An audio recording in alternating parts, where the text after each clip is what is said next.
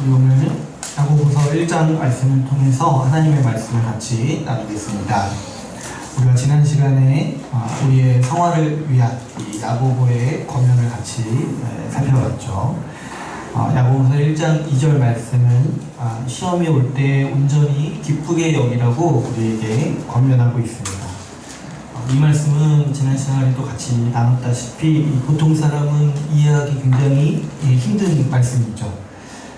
세상에서 이 시험과 고난이 올 때 기뻐하라고 말하는 사람이 있다라면 굉장히 이상한 사람이고 어떻게 보면 좀 사기꾼과 같은 사람이라 할 수 있어요. 시험이나 이 고난은 언제나 힘든 일이고 할 수만 있다면 피하는 게 가장 좋은 일이죠. 그러나 야고보는 우리 인생에 여러 가지 시험이 있다고 말합니다. 여러 가지 시험이라는 거는 이제 온갖 갖가지 아주 복잡하고 다양한 시련, 고난이 우리 인생에 준비되어 있다는 거죠. 그래서 무슨 말입니까? 우리 인생에 이 갖가지 복잡하고 온갖 시험들을 피할 수 있는 길이 우리 삶에는 없다는 거예요. 누구도 시험을 피해서 살 수가 없는 거죠. 그런데 야고보는 이 신자에게 누구나 이 시험을 피할 수는 없지만 신자가 겪는 고난에는 한 가지 의미가 있다라고 우리에게 가르쳐주고 있습니다. 뭐냐니까 신자가 시험을 겪을 때 인내할 수 있다는 거예요. 인내를 훈련할 수 있고 그 인내를 훈련하면 어떻게 된다는 거예요? 우리가 온전한 사람이 될 수 있다라고 야고보는 권면하고 있는 거죠. 그래서 신자가 겪는 어떤 고난도 의미 없이 겪는 고난이 아니라 우리의 온전함을 위해서 우리가 겪는 고난이라고 볼 수가 있는 것이죠.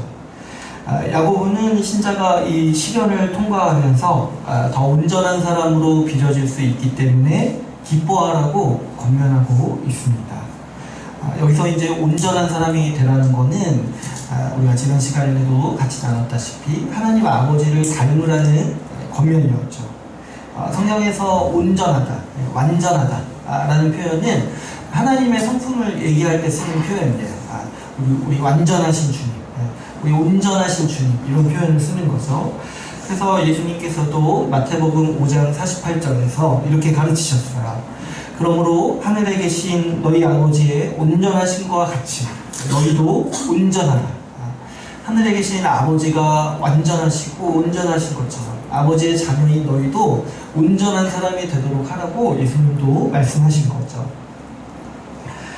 그래서 우리 신자의 삶의 목표가 뭐냐면 하나님 아버지를 닮는 거예요.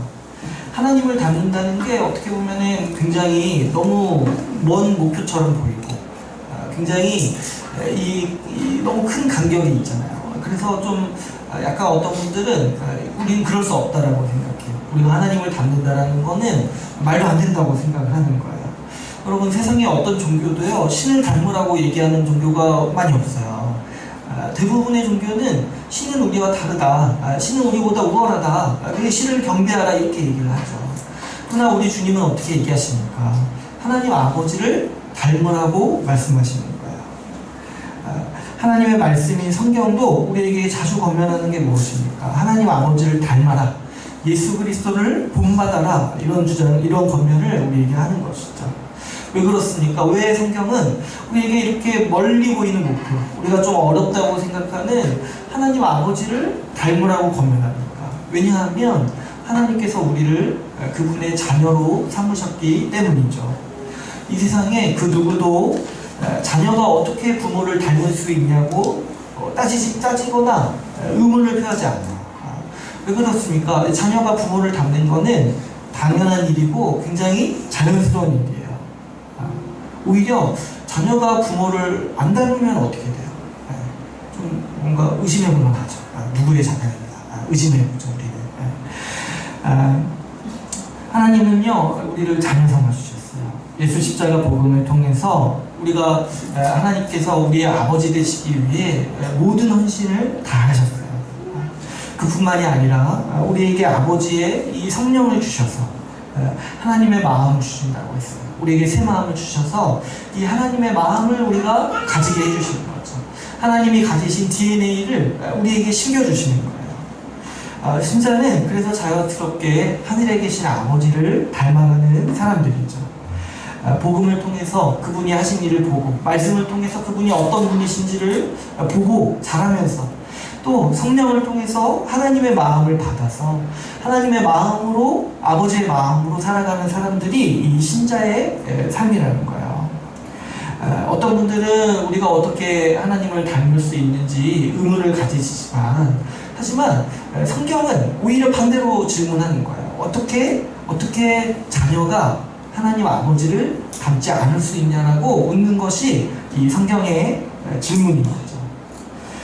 야고보서 본문에서 이 시험이 올 때 기뻐하라는 말씀은 이 맥락에서 이해할 수가 있습니다.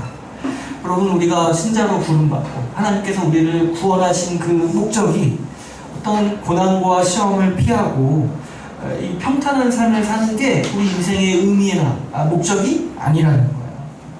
하나님께서 우리를 자녀로 부르신 이유는 하나님 아버지를 닮은 사람이 되도록 하시기 위해서 우리를 부르셨다는 거예요. 여러분, 하나님께서 세상을 만드시고 사람을 창조하실 때도 그 목적으로 창조하셨어요. 우리 창세기 1장을 기억해 보시면 하나님이 사람을 만드실 때 어떤 것을 원했습니까? 우리를 닮고 우리의 형상을 따라서 사람을 만들자고 하셨잖아요. 하나님께서 원하시는 게 뭐냐니까 그분을 닮은 그분의 자녀를 하나님은 원하시는 거예요. 남의 자식이 아니라 정말 하나님 아버지를 닮은 그분의 자녀를 원하셔서 그 자녀를 얻기 위해 예수 그리스도를 주시고 성령을 주셔서 우리를 자녀 삼으시는 거죠. 그러므로 신자가 살아가는 목표는 하나님 아버지를 닮아서 온전한 사람이 되는 것에 있습니다. 고난과 시험은 사실 할 수만 있다면 피하는 게 좋죠. 그러나 야고보는 이 고난과 시련이 신자가 온전함을 이루는데 도움을 줄 수 있다라고 우리에게 가르쳐주고 있는 거죠. 여러분, 이 고난과 시험은요, 종종 우리가 어떤 사람인지를 드러내는 역할을 합니다. 사람이 어떤 사람인지 알려면은 그 사람의 평상시 모습을 봐도 알 수 있지만, 더 분명히 알 수 있는 건 뭐예요? 그 사람이 힘들 때, 그 사람이 고난 가운데, 시험 가운데 있을 때 그 사람이 진짜 어떤 사람인지 우리는 볼 수가 있는 거죠. 우리는 우리의 고난과 시험 중에 우리의 정말 원래 진심이 뭐였는지가 드러나는 거예요. 우리가 우리의 마음을 속일 수 있고, 내가 평상시에는 좀 나를 좀 이렇게 가릴 수 있어요. 우리 마치 아담과 하와가 무화과 나무 잎으로 자기를 가린 것처럼 평상시에 괜찮을 때는 자기의 겉모습을 가리고 자기도 자기 자신을 속여서 자기 마음을 속일 수 있어요. 그러나 이 고난과 시험을 한번 겪으면요, 그럴 정신이 없는 거예요. 나를 꾸미고 나를 방어할 정신이 없는 거예요. 있는 그대로 내 모습이 드러나고 아주 밝아바뀌어진 모습으로 사람들과 세상 앞에 서게 되는 거죠. 고난과 시험은요, 내가 진심이 뭔지를 드러내는 역할을 우리에게 하는 거죠. 그래서 이 진짜 믿는 사람은요, 이 고난과 시험을 만났을 때 오히려 믿음이 더 성숙해지는 모습을 볼 수가 있는 거예요. 근데 만약에 정말 진짜 믿는 게 아니라 정말 내가 좀 믿음을 포장하고 있었던 사람, 믿는 척하고 있었던 사람은 어떤 거야? 고난과 시험을 만났을 때 넘어지고 또 더 나아가서는 믿음을 포기하기까지 하는 일들이 우리 가운데 비일비재하게 일어나는 거죠. 야고보는 이 고난을 잘 인내하기만 한다면 우리의 믿음이 자라고 우리가 더 온전한 사람이 될 수 있다라고 얘기하고 있습니다. 여러분, 우리 인생의 목적이요, 하나님께서 우리를 부르신 목적이 하나님 아버지를 닮은 온전한 사람이 되는 것에 있는데, 고난을 통해서 우리가 그 일을 이룰 수 있다고 있으니까 이 기뻐하라고 야고보는 권면하고 있는 거죠. 마치 지난주에 얘기했듯이 운동선수가 자기를 연단하기 위해서 정말 무거운 기구를 들고 자기 체력을 기르기 위해서 정말 고난을 감수하는 것과 같다고 했어요. 정말 그 고난과 훈련을 뚫고 자기의 이 멋진 몸매를 봤을 때, 또 자기의 이런 정말 멋진, 정말 좋아하시는 체력을 봤을 때 기뻐하잖아요. 제가 경험해 본 적이 없어가지고 잘 모르겠는데, 아무튼 우리 어떤 몸매가 좋아지고 체력이 좋아지면은 정말 기분이 좋아질 거 아니에요. 기쁠 거 아니에요. 마찬가지로 우리가 고난과 시험을 잘 견디고 정말 그 안에서 우리 자신을 연단할 수 있다면 우리는 하나님 아버지를 닮은 영광스러운 모습으로 설 수가 있다는 거죠. 운동하는 사람이 자기의 이 변화된 몸을 기대하듯이 우리가 매일같이 하나님 아버지를 닮은 영광스러운 모습으로 변해갈 것을 소망하면서 자신을 연단하고, 특별히 고난 중에 고난을 너무 힘겨워하는 것이 아니라 고난을 통해서 자신을 연단하기 위해서 힘쓰는 것이 우리의 삶인 거죠. 오늘 우리가 읽은 본문을 보면 우리가 고난이 올 때 기뻐할 수 있는 또 한 가지 이유에 대해서 야고보는 설명하고 있습니다. 오늘 우리가 읽은 본문의 12절을 한번 보시면 이렇게 되어 있죠. 12절을 보면 시험을 참는 자는 복이 있다라고 말씀하고 있습니다.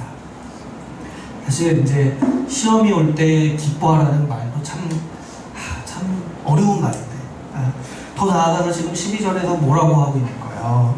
시험을 참는 자가 복이 있다라는 거예요. 여러분, 여기서 이제 복이 있다라는 말은 이 뉘앙스가 너 정말 복되다, 너 정말 부럽다, 너 정말 행복하겠구나, 이런 뉘앙스인 거예요. 근데 지금 누구에게 이런 말을 쓰고 있는 거예요? 시험을 참는 자가 복되다라고 얘기하고 있는 거예요. 그러니까 누가 이렇게 시험 중에, 고난 중에 있다 그러면 이렇게 얘기하는 거예요. 와, 정말 잘됐다, 정말 부럽다, 정말 복되구나, 이렇게 말하는 이제 뉘앙스인 거예요.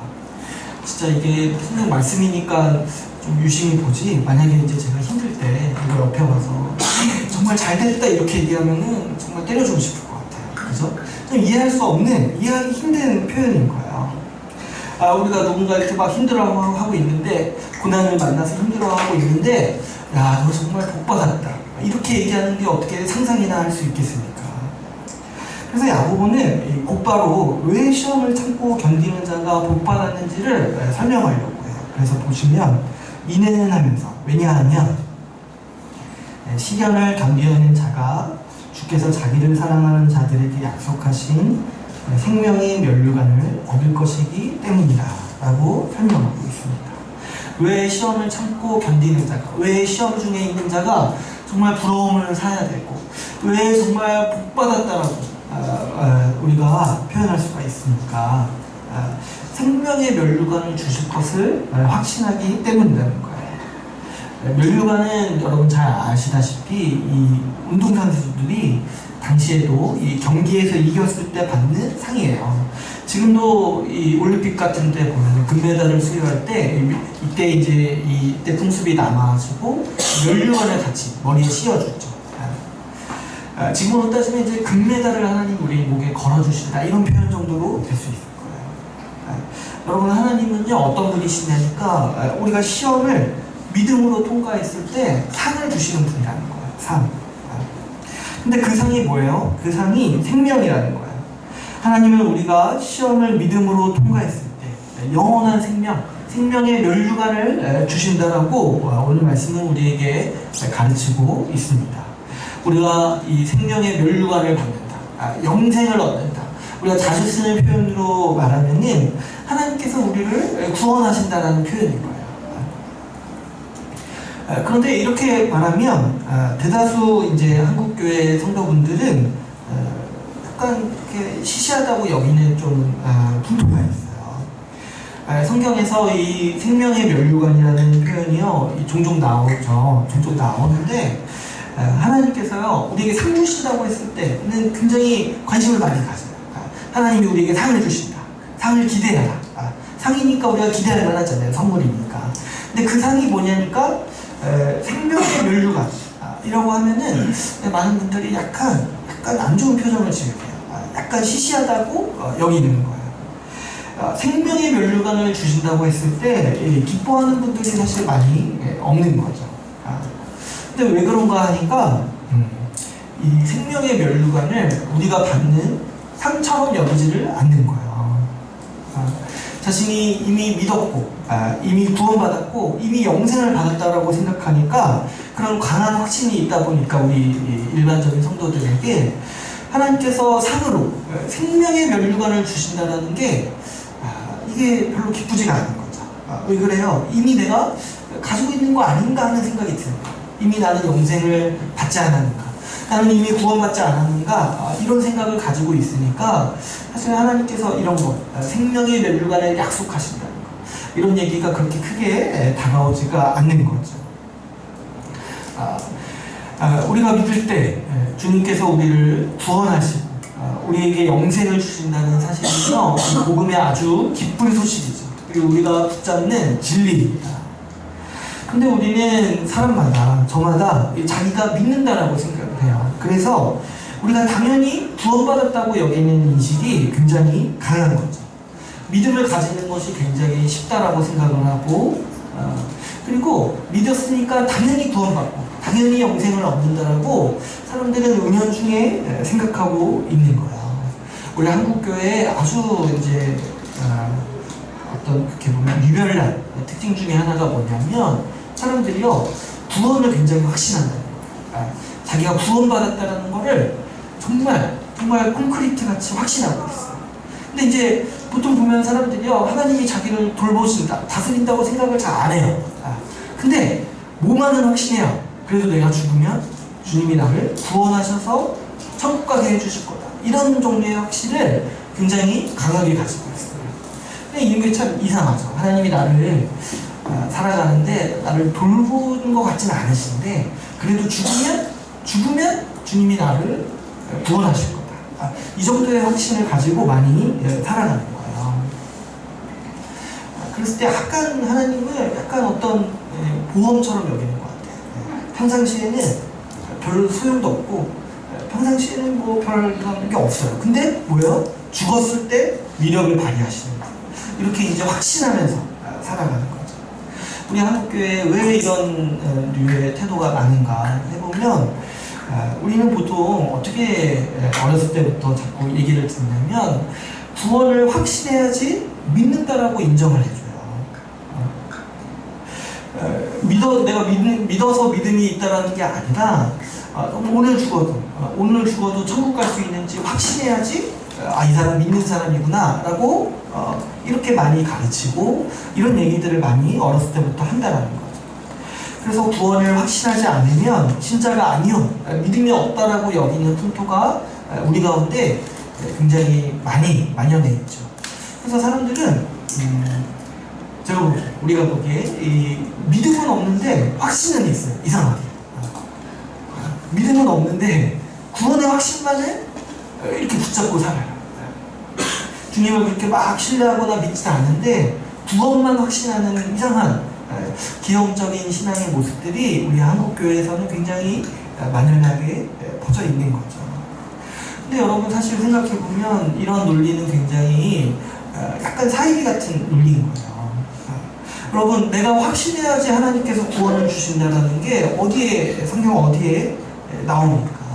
이런 거는 어떤 이제 자기계발서에서 많이 나오는 얘기죠. 내가 간절히 바라면 이루어진다. 내가 확신하면 구원받는다. 이런 것들이 아주 이제 비슷한 유형의 논리인 거죠.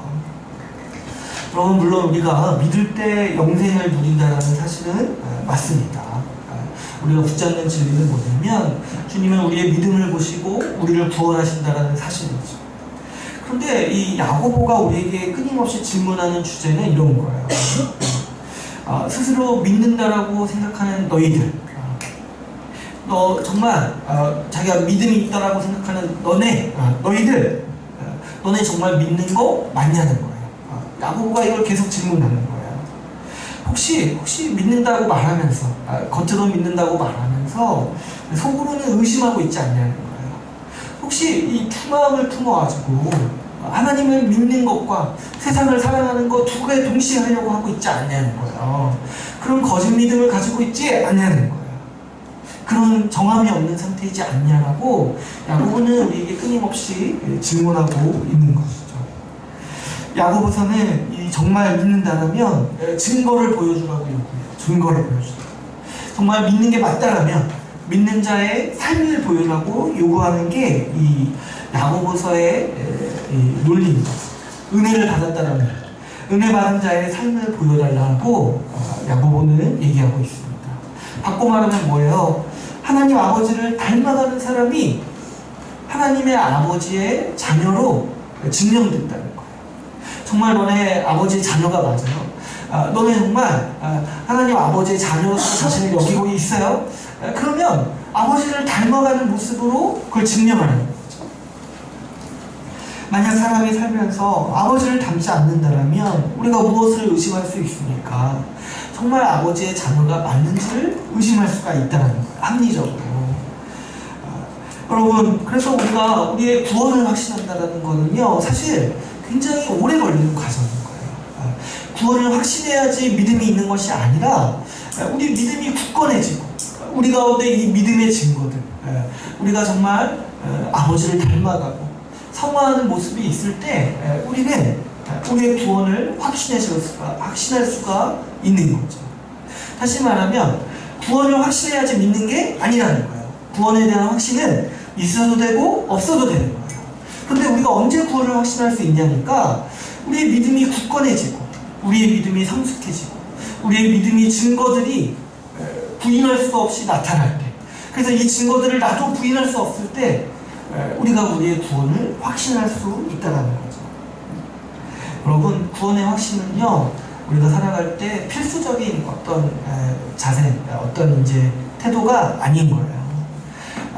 우리 이제 사실 우리 한국교회를 제외하고 많은 성도분들이요, 구원을 확신하지 못하고 끝까지 사시는 분들이 많다고요. 우리가 우리의 구원을 확신한다는 것은 사실 우리가 필수적으로 갖는 어떤 소양이 아니라 하나님께서 우리에게 주시는 선물이라고 할 수가 있어요. 우리 신앙의 선배들은 이 문제에 대해서 많이 고민했습니다. 우리가 어떻게 하면은 구원을 확신할 수 있는가? 어떻게 하면 구원을 확신하고 내가 좀 우리 인생을 평강하게 더 미래를 두려워하지 않고 살아갈 수 있는가 했을 때 우리 선배들이 두 가지를 얘기했어요. 뭐냐면 첫 번째로는 복음의 진리를 정말 제대로 자세히 알고 복음의 진리를 굳게 믿는 거예요. 복음에서 말하는 게 무엇입니까? 믿는 자에게 우리를 구원하신다는 거죠. 하나님이 우리의 행위를 보시고 우리를 심판하시는 것이 아니라 우리의 믿음을 보시고 우리를 심판하신다, 우리를 다스리시고 구원하신다라고 우리 복음이 말하고 있잖아요. 그래서 우리가 복음을 배우면 배울수록 뭐가 커질 수밖에 없냐니까 이 믿음이 커질 수밖에 없는 거예요. 그래서 이 믿음이 커져서 점점 이 믿음을 확신하게 되고 구원을 확신할 수가 있는 거죠.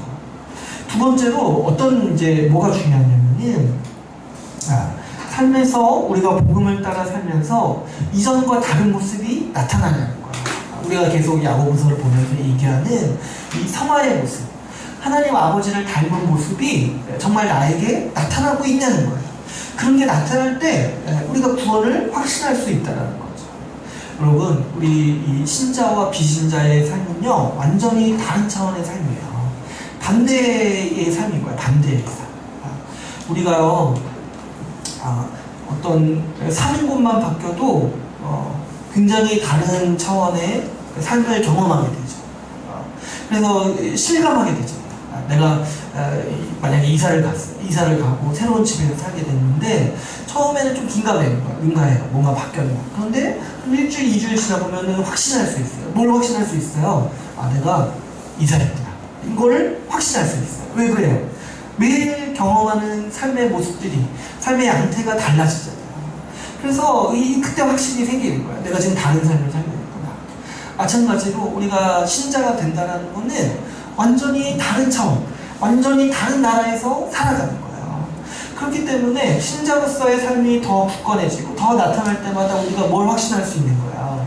내가 지금 믿고 있구나. 이전에는 나 이렇게 못 살았는데, 이전에는 내 안에 이런 마음이 없었어요. 내가 뭐 다른 사람을 섬기려 한다거나, 내가 뭐 먼저 가서 용서를 구한다거나, 내가 좀 남들 안 보는 데서 섬긴다거나 이런 마음이 전혀 없었는데, 우리가 신자로서 믿음을 가지고 살아갈 때 나도 모르게 이런 마음이 드는 거예요. 나도 모르게. 좀 안 그러고 싶은데, 안 섬기고 싶은데 안 섬기면 좀 이렇게 좀 더 불편하고, 예전에는 이제 좀 섬기는 게 불편했는데 요즘에는 안 섬기는 게 불편합니다.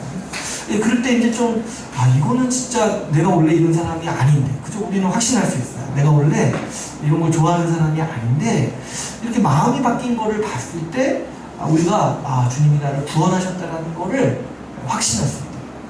믿음의 삶이 나타나고, 내가 좀 더 아버지를 닮아가는 모습이 나타날 때, 우리는 확신할 수 있다.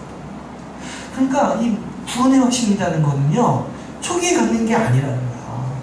믿음이 성숙해지고 믿음이 자라나고 믿음이 굳건해질 때 우리가 우리의 구원을 확신할 수가 있다는 거죠. 그러니까 우리 한국교회에서 많은 이제 사역자들이나 이 초신자들이 실수하는 게 뭐냐면 초반에 구원을 확신해야 된다고 생각하는 거죠. 이게 아주 큰 실수인 거예요. 누구도요 자기의 구원을 처음부터 확신할 수가 없다는 거죠. 오늘 본문의 12절에서 야고보는요 우리가 어떻게 구원을 확신할 수 있는지 한 가지 길을 제시합니다. 무엇입니까? 누가 하나님께서 우리에게 생명의 면류관을 주신다는 것을 확신할 수 있습니까? 바로 시험을 참고 견디는 자가 우리의 구원을 확신할 수가 있다는 거죠. 시험을 참고 견뎌낸 자가 하나님께서 마지막 날에 생명의 면류관을 나에게 주시리라는 사실을 확신할 수가 있다는 거예요. 그러므로 여기서 야고보는 왜 시험을 참는 자가 복이 있다라고 말하고 있습니까? 시험을 참는 그 믿음을 가진 너가 뭐라는 거야? 정말 진실된 믿음을 가진 자로 증명되기 때문에 뭘 확신할 수 있어요? 마지막 날에 하나님께서 우리를 구원하시고 영생을 주실 거라는 사실을 너 시험을 참고 견디는 자가 확신할 수 있습니까? 너 정말 복되다. 너 정말 부럽다. 라고 이렇게 설명하고 있는 거죠. 여러분, 자기 구원을 확신한다는 거는요, 굉장히 어려운 일이에요. 우리가요, 이상하게도 많은 분들이 구원을 당연시 여기고 구원을 확신하지만 그런 분들을 가만 보면요 구원받았다라는 기쁨이 없어요. 구원을 쉽게 확신하는 분들이요 구원받았다는 거 가지고 기뻐하지 않아요. 그냥 당연히 받는다라고 생각해요. 구원이 뭔지를 모르니까, 믿음이 뭔지를 모르니까 이 거짓 확신의 한 가지 모습이, 아주 특별한 모습이 뭐냐면 하나님이 우리에게 주신 구원을 기뻐하지 않는다는 거예요.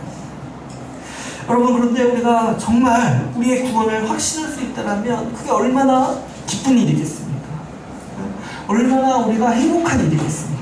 내가 우리 주님께서 나를 구원하시기라는 거, 나에게 생명의 면류관을 주신다는 거를 내가 정말 확신할 수 있다면, 정말 진실로 확신할 수 있다면 그게 얼마나 기쁜 일이겠냐는 거예요.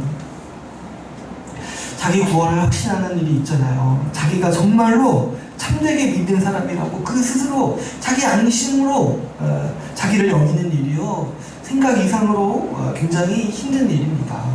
정말 열심히 주를 위해 살았어도요, 마지막 죽기 전에, 마지막 눈 감을 때 있잖아요, 두려울 거예요. 내가 정말 구원받을 수 있는가? 정말 한평생 주를 위해 산 사람도 그 두려움을 피할 수가 없어요. 내가 정말 구원받을 수 있는가? 어떻게 하니까 우리 행위와 우리 자신의 마음을 우리 양심이 알고 또 우리 주님이 아시잖아요. 제가 이렇게 교회 개척하고 제가 이제 설교사 이제 3년 동안 이렇게 해왔는데 제가 이제 종종 듣는 얘기가 있어요. 뭐냐니까 좀 우리 교회에 있으면서 자기가 좀 구원을 확신할 수 없게 됐다는 거예요.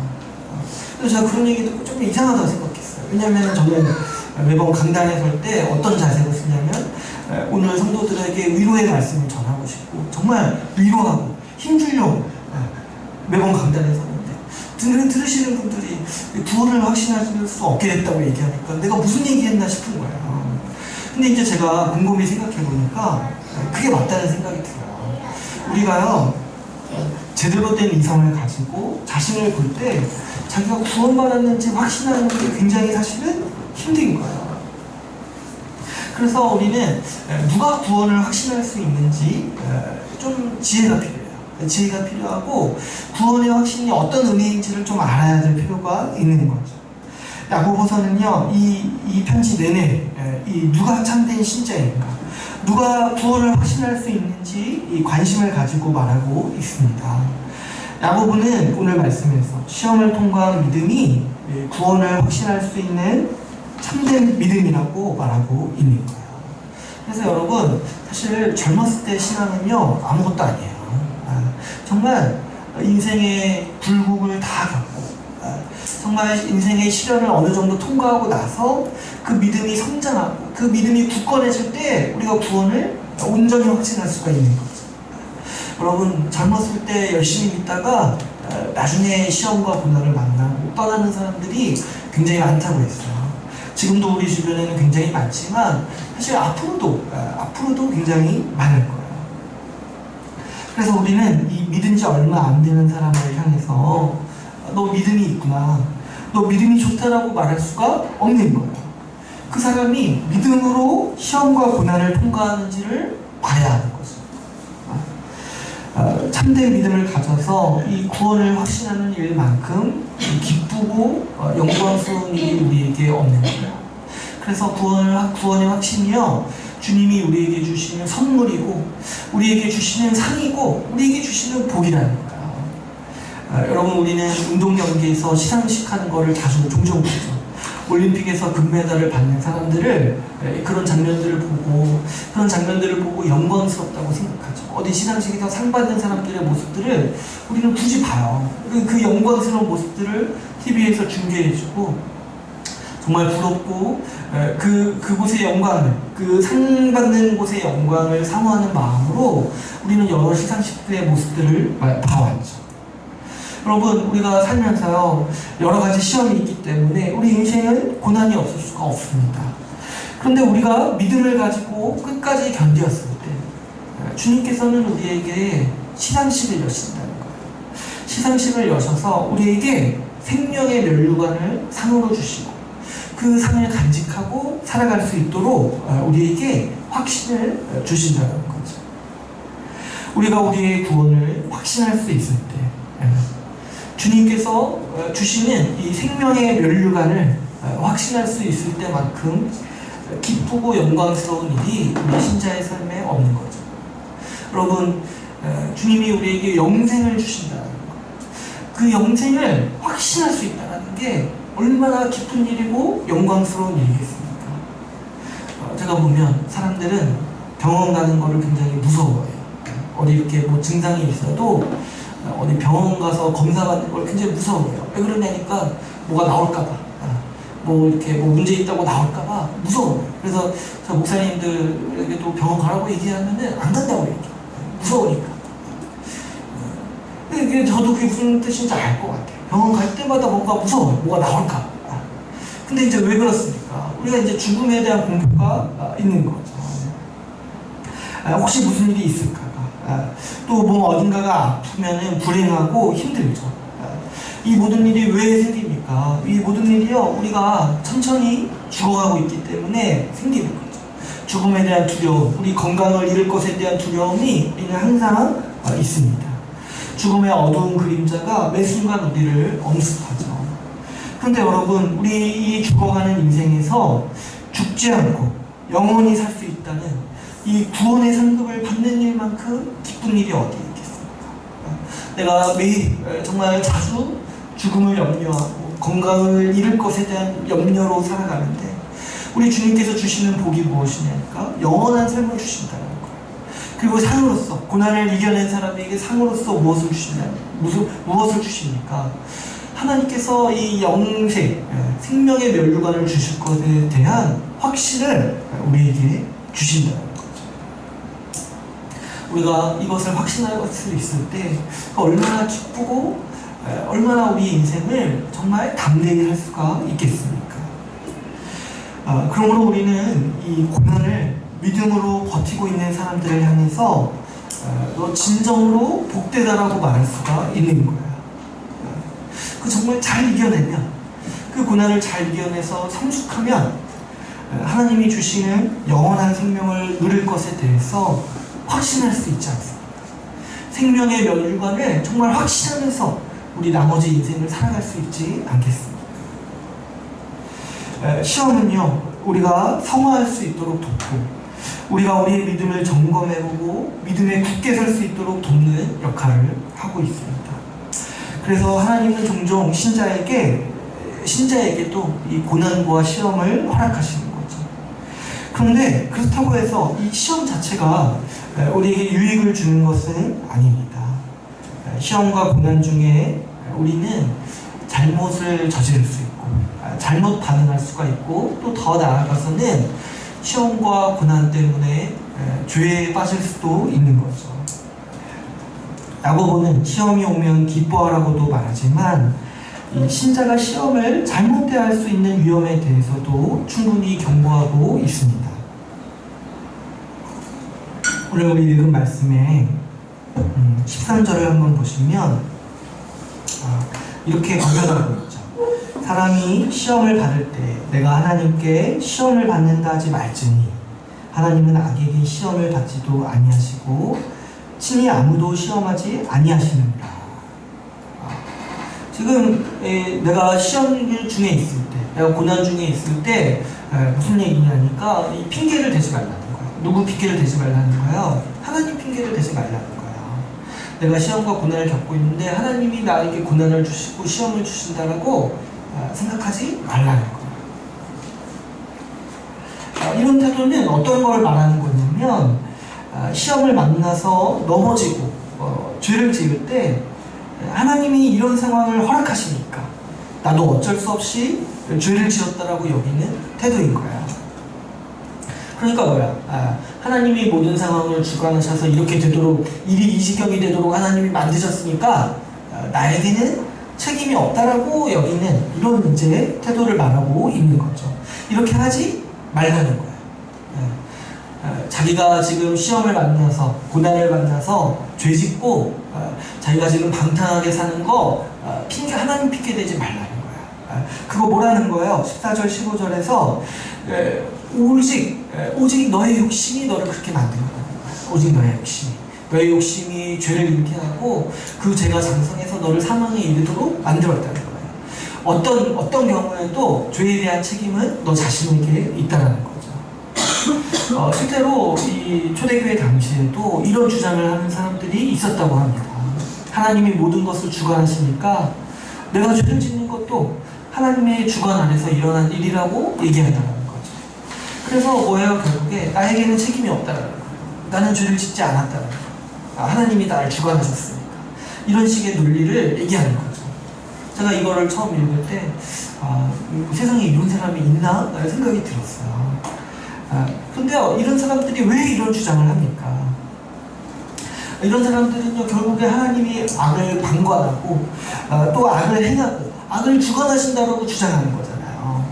근데 정말 이런 사람들이 있을까 생각했는데 이런 사람들의 심리가 있어요. 뭐냐니까 자기가 죄 짓는 거에 대해서 자기가 책임지기를 싫어하는 거예요. 그래서 이 죄에 대한 책임을 다른 사람에게 전가하고 핑계를 대고 싶은 사람들이 이런 논리를 많이 피는 거죠. 제가 보니까 우리 한국 사회에서도 이런 주장을 하는 사람들이 종종 나와요. 예전에도 보면은 뭐 일제시대가 하나님의 뜻이었다. 일본이 한국을 지배하는 게 하나님의 뜻이었다. 이런 주장을 하는 사람들이 있었어요. 또 아주 이제 이상한 사람들도 세월호 사건이 하나님의 뜻이었다. 이런 이상한 주장을 하는 사람들이 있었어요.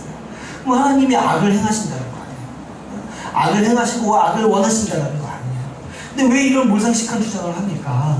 죄에 대한 책임을 사람이 안 지고 하나님께 돌리기 위해서 자꾸 이런 식의 생각들을 하고 이런 궤변, 이런 말도 안 되는 얘기들을 한다는 거죠. 이런 사람들의 숨은 의도는 아주 분명합니다. 자기가 죄와 악에 대해서 책임지기 싫어하기 때문이죠. 사람들은요, 종종 고난이 오고 시험 중에 죄를 짓고 또 믿음을 저버립니다. 그러고 나서 하는 말이 뭐냐면 자신은 어쩔 수 없이 넘어졌고 자신은 어쩔 수 없이 죄를 지을 수밖에 없었다라고 종종 말해요. 핑계를 대는 거죠. 그러나 이런 식의 태도는 결국 어떤 태도입니까?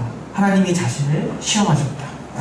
하나님이 자신을 죄짓게 만드셨고 하나님이 나를 내버려 두셨다는 아주 악한 생각들인 거죠. 자기가 지은 죄는 어쩔 수 없으니까 나에게는 아무런 책임이 없다라고 얘기하는 아주 무책임한 논리고 생각들인 거죠. 그러나 야고보는 이런 태도에 대해서 아주 강하게 경고합니다. 14절, 15절을 보시면 누구든지 죄를 짓고 넘어지고 믿음을 저버리는 일은 자신의 욕심 때문에 자기가 자초하는 일이라는 거죠. 한마디로 야고보는 우리가 우리의 욕심 때문에 작정하고 죄를 짓는 게 있는 거지 어쩔 수 없이 죄를 짓는 경우는 우리 인생에 없다고 말하고 있는 거죠. 여러분 그렇죠. 우리가 우리 죄 지을 때 보면은 어쩔 수 없이 죄 짓는다라고 죄 짓는 경우는 없어요. 우리가 죄 지을 준비를 하고 마음의 욕심을 담아두고 기회가 왔을 때 그걸 붙잡는 거지. 뭔가 어려움이 있을 때 아이고 이건 어쩔 수 없구나 이러면서 넘어지는 거, 죄 짓는 거는 그 어떤 경우에도 사실 어쩔 수 없이 불가항력적으로 죄 짓는 경우는 없다는 거죠. 여러분 우리는요 이 사실을 우리가 깊이 새겨야 돼요. 어쩔 수 없이 죄를 짓는 경우는 이 세상에 없습니다. 우리 마음의 욕심이 어떤 상황을 핑계로 표출될 뿐이라는 거예요. 그럼에도 불구하고 우리는 너무 쉽게 넘어지죠. 그리고 넘어지는 것을 굉장히 당연시 여겨요. 이게 이제 이런 류의 생각이라는 거예요. 뭔가 어려움이 오고 시험이 올 때 넘어지고 믿음을 저버리고 죄를 짓는 것을 당연시 여겨요. 어쩔 수 없다고 생각합니다. 그래서 어떤 찬양 가사도 보면은 아주 기정사실이에요. 힘겨움이 오니까 우리는 넘어져야만 합니다. 우리는 항상 넘어집니다. 우리는 항상 시험에 듭니다. 우리는 항상 고난 중에 믿음을 저버립니다. 이렇게 이제 자꾸 생각하게 만든다는 거예요. 그래서 우리도 이제 가만 보면 뭐 이렇게 생각하나, 이렇게 시험이 오면은 와 이제 넘어질 때구나, 이제 넘어져야겠구나, 와 이제 합당하게 죄 지을 수 있구나, 이게 어려움이 오면 고난이 오면 이제 죄 좀 져야겠다 이렇게 생각하지 않을 거예요. 이런 생각이 우리에게 합당하지 않다는 거죠. 믿음은 무엇입니까? 믿음은 끝까지 버티고 인내하는 모습이라는 거예요. 마치 이 아브라함이요 정말 힘들었잖아요. 정말 자기 이 늙을 때까지 자녀가 없어서 정말 힘들었잖아요. 근데 자신이 바랄 수 없는 중에도 믿었다고 돼 있고, 로마서 말씀에서 또 뭐냐면 그 시련과 고난이 있을 때 오히려 더 믿음이 굳건해지고 흔들리지 않았다고 돼 있어요.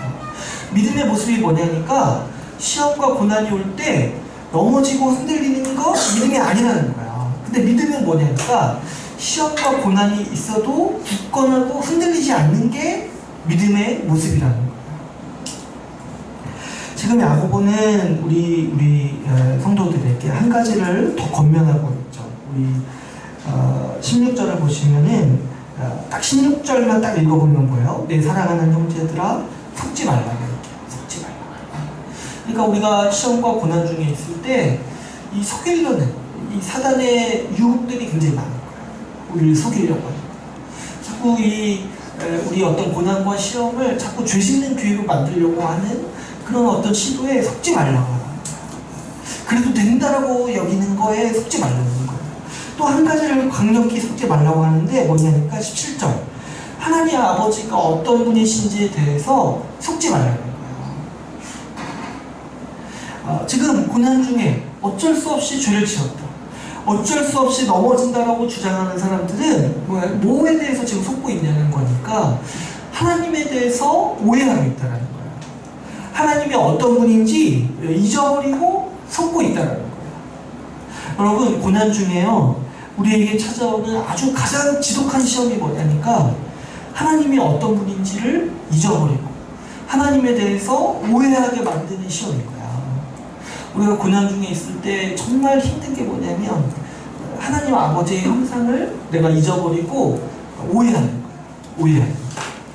여러분 뱀도요 아담을 어떻게 속였습니까? 아담이 죄짓게 만들려고 뱀이 가장 주력한 게 무엇이었냐면 하나님 아버지의 형상을 잊어버리게 만드는 거예요.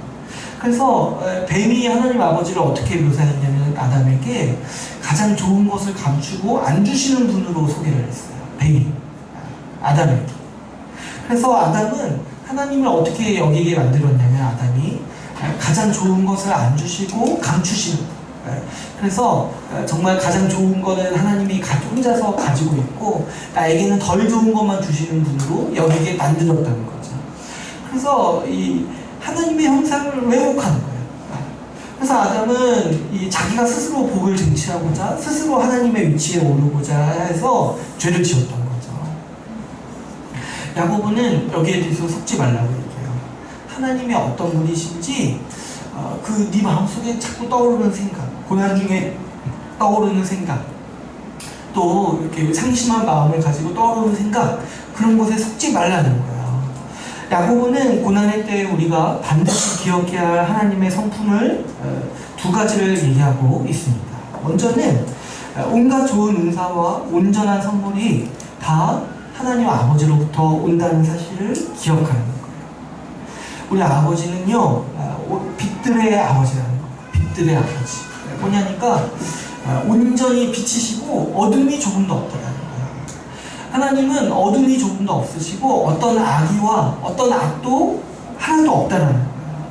우리 이제 요한 사도가요, 이 늙음하게 쓴 편지가 요한일서잖아요. 요한일서에서 그 요한 사도가 이 교회에게 전하는 편지에서 자기가 이제 인생을 살아보고 나서 하나님 아버지가 어떤 분이신지 알았는데 그 사실을 전할 때 이렇게 전해요. 요한일서 1장 5절에 우리가 그에게서 듣고 너희에게 전하는 소식이 이것이니 뭐냐니까 곧 하나님은 빛이시라. 그에게는 어둠이 조금도 없으시다는 거죠. 요한 사도가요, 자기가 정말 늙을 때까지 신앙생활을 해보고 하나님 아버지와 교제해보고 나서 내린 결론이 뭐냐니까 하나님 아버지는 악한 의도가 조금도 없으시다는 거예요.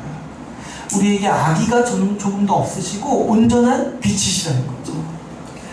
여러분, 하나님 아버지는요, 우리에게 언제나 우리를 선대하시고 우리를 선으로 갚아주시고 우리에게 항상 좋은 것들, 가장 좋은 것들을 주시는 분이라는 거예요. 온갖 좋은 은사와 온전한 선물을 우리에게 주시는 분이라는 거죠.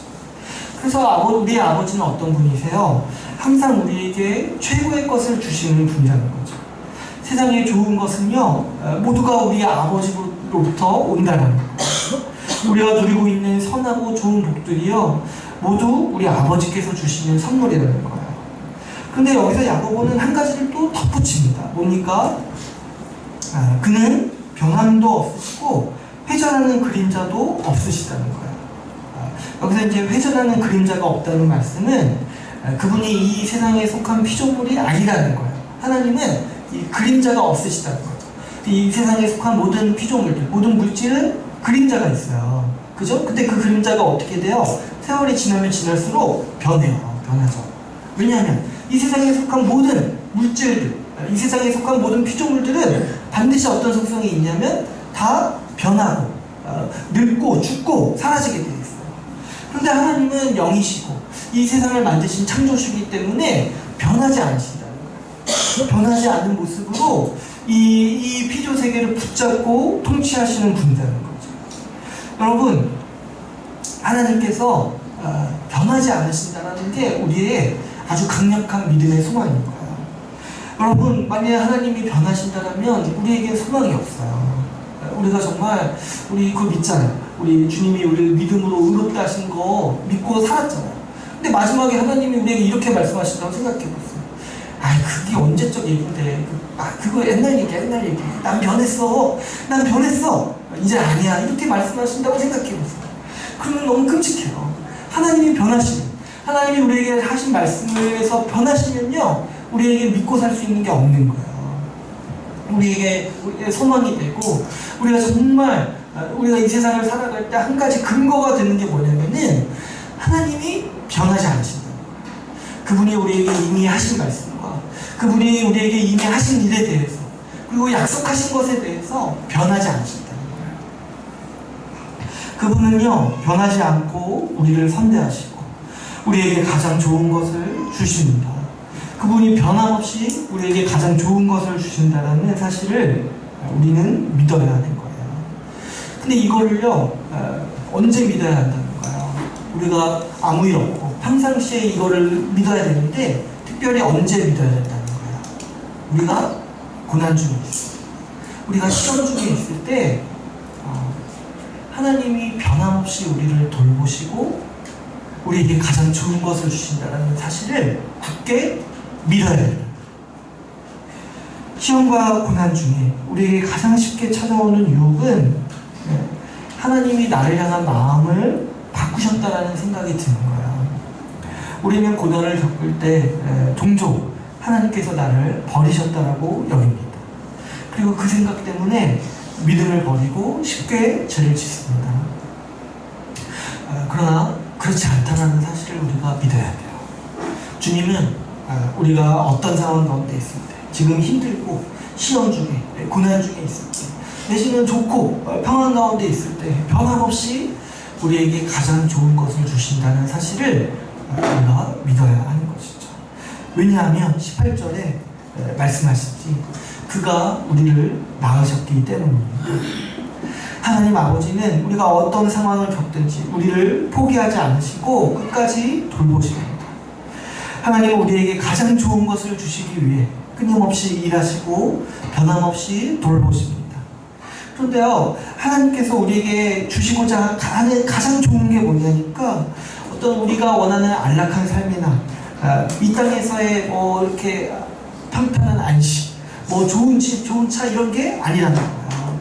하나님은 우리에게 가장 좋은 것, 생명의 면류관을 주시려고 하십니다. 우리에게 어떤 찰나의 쾌락이 아니라 영원한 안식을 우리에게 주려고 하시는 거죠.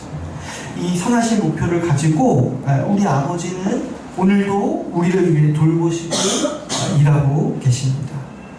여러분, 우리는요, 우리 삶에 왜 끔찍하고 힘겨운 고난이 발생하는지 모릅니다. 그거는 정말 알 수가 없어요. 고난은요, 정말 온갖 가지 이유로 우리에게 일어나는 일이에요. 때로는 우리의 잘못과 우리의 죄 때문에 우리의 고난이 오기도 하지만, 정말 때로는 그런 거 아니더라도 고난이 와요. 그러나 우리가 분명히 알 수 있는 사실은 하나님께서 우리를 변함없이 좋은 것을 주시기 위해 지금도 일하고 계시다는 사실을 우리는 분명히 알 수 있고 믿을 수 있습니다. 하나님 아버지는 우리의 신실한 아버지십니다. 선하시고 변하지 않으시는 아버지를 우리가 믿을 때 우리는 우리의 고난을 끌어안고 믿음으로 인내할 수가 있습니다. 고난과 시험은요, 우리에게 굉장히 힘든 일이죠. 그러나 하나님은 모든 것을 협력하여서 선으로 바꾸시는 분이세요. 주님께서는 우리가 고난 중에 끝까지 견디도록 하시고 참된 믿음으로 거듭나도록 우리를 인도하십니다.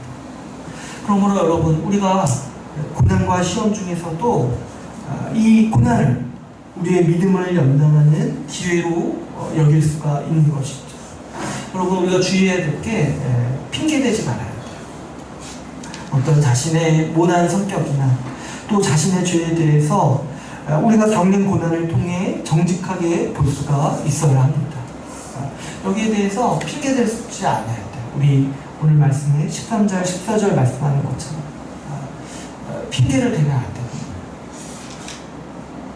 하나님 탓하고 남 탓하는 사람에게 남는 거는요, 고난 중에 남 탓하는 사람, 하나님 탓하는 사람에게 남는 거는 우울감과 이 피해 의식밖에 없습니다. 이런 사람은요, 평생토록 잘하지 않아요. 왜 그러냐니까 자꾸 다른 사람한테 책임을 전가하잖아요. 그런 사람이 어떻게 자신의 무난 모습에서 성장하고 자기를 더 온전한 사람으로 가꾸어갈 수 있겠습니까? 아주 이 어린 나이의 상태로 남는 지름길이 뭐냐니까 남 탓하는 거예요. 남 탓하는 거예요. 오히려 이 피해의식을 가지고요, 자기가 받은 상처보다 더 깊은 상처를 다른 사람에게 주기가 쉬운 거예요. 핑계를 대는 사람은요, 그래서 이전보다 더 악한 사람이 되기가 쉬운 거예요. 그러나 이 자신의 모습을 정직하게 보고 고난을 인내하는 자에게는요, 영광이 있습니다. 하나님 아버지를 닮는 모습으로 온전해지는 영광이 기다리고 있는 것이죠. 주님은 우리에게 가장 좋은 것을 주십니다. 우리에게 생명의 면류관을 주시기를 원하세요.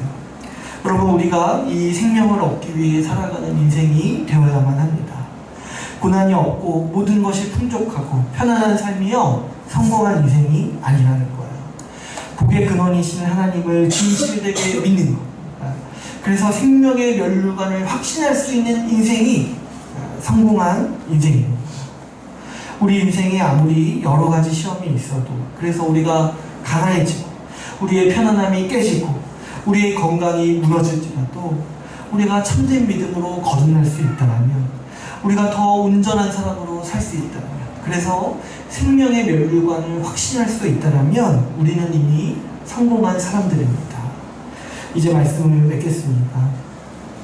오늘 야고보서 보는 말씀은 이 고난을 바라보는 우리의 시각을 교정해 줍니다.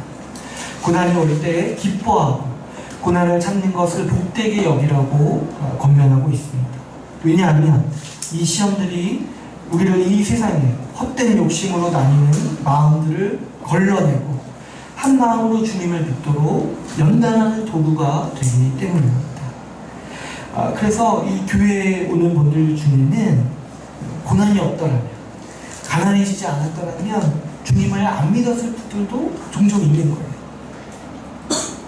그러나 우리가 세상에서 변하고 사그러지는 것들을 버리고 영원한 생명을 얻었기에 굴곡지고 고난 많은 우리의 인생을 자랑할 수가 있습니다.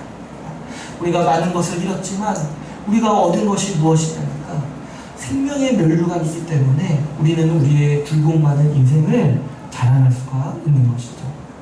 앞으로도 우리 앞에 여러 가지 시험이 있을 겁니다. 우리 교회가 함께 시험 중에 있는 이들을 믿음으로 성숙할 수 있도록 돕는 교회가 되기를 바랍니다. 위로하고 격려해서 정말 고난 중에 있는 이들이 믿음을 버리지 않고 죄를 짓지 않고 오히려 더 온전한 모습으로 성숙할 수 있는 교회가 되도록 힘씁시다. 그래서 주님께서 우리에게 상 주시는 날에, 그 시상식에 우리가 우리 교회와 함께 이 생명의 면류관을 받게 되는 그날을 소망하면서 우리 살아가는 교회가 되기를 주님의 이름으로 축원합니다. 우리 말씀을 마치고 같이 기도하는 시간을 갖도록 하겠습니다.